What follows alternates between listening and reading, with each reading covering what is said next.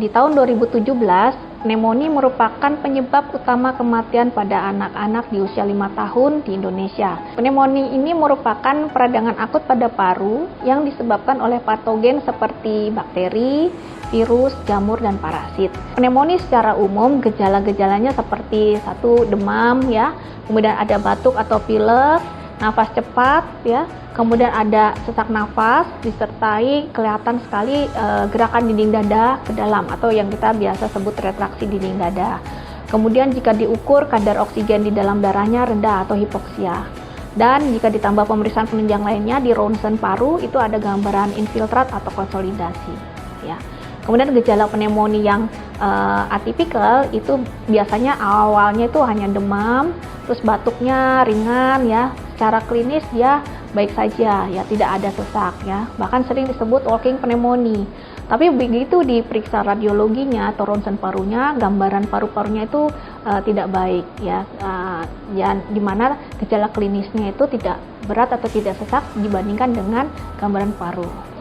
Tidak mendapatkan ASI, kemudian anaknya mengalami gizi buruk, kemudian ada riwayat berat badan lahir rendah, lalu imunisasinya tidak lengkap ya, kemudian dia juga mengalami defisiensi vitamin A ya, kemudian ada pajanan polusi udara di tempat lingkungan anak tersebut seperti asap rokok ya, asap bakaran di lingkungan rumah tangga ya, atau polusi udara lingkungan.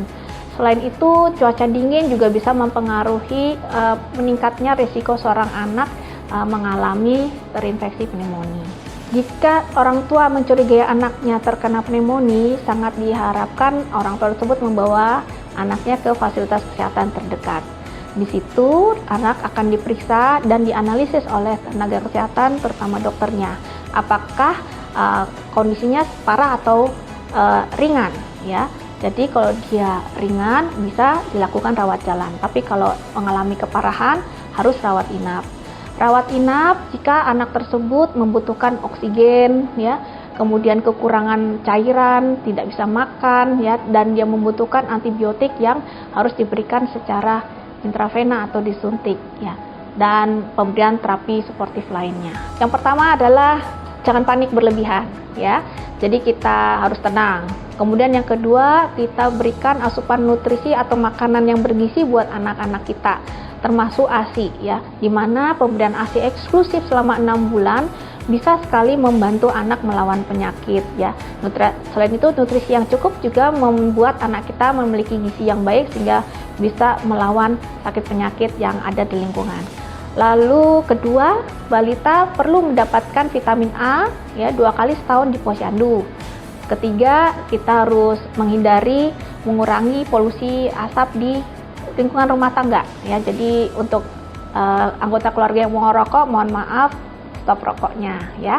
Lalu juga jangan lupa menggunakan masker, jaga kebersihan rumah, aliran udara yang bersih ya di dalam rumah, rajin mencuci tangan ya dengan sabun dan air mengalir, kemudian hindari kontak dengan orang yang sedang sakit, dan tidak lupa untuk melengkapi vaksinasi ya, sehingga kita bisa mencegah terjadinya pneumonia pada anak kita.